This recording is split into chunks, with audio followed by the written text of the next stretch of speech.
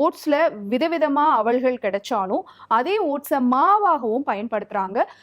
Cake bake பண்றதுக்கு, biscuits பண்றதுக்கு, இதுக்கு எல்லாமும் ஓட்ஸ் மாவாவும் யூஸ் பண்றாங்க. ஸோ இத்தனை வகையில நமக்கு ஓட்ஸ் கிடைக்குது அப்படிங்கிறத முதல்ல நம்ம தெரிஞ்சுக்கணும். ஸோ ஓட்ஸ் வாங்கும் பொழுது இத்தனை விஷயங்களை நம்ம அந்த கவர்ல பார்க்கணும் அப்படிங்கிறத தெரிஞ்சுக்கணும். இந்த ஓட்ஸ்ல வந்து பீட்டா குளுக்கன்ஸ் அப்படிங்கிற சத்துப்பொருள் இருக்கு.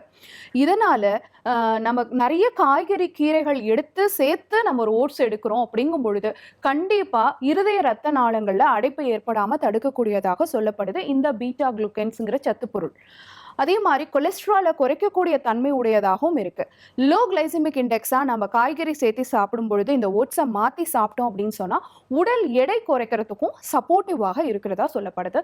சர்க்கரை நோயாளிகள் இதே ஓட்ஸை வந்து உப்மா, தோசை அந்த மாதிரி நிறைய வெஜிடபிள்ஸோட சேர்த்து சாப்பிடும் பொழுது அவங்க சர்க்கரையோடைய அளவும் ஈஸியாக கட்டுப்பாட்டுக்கு வர ஆரம்பிக்குது.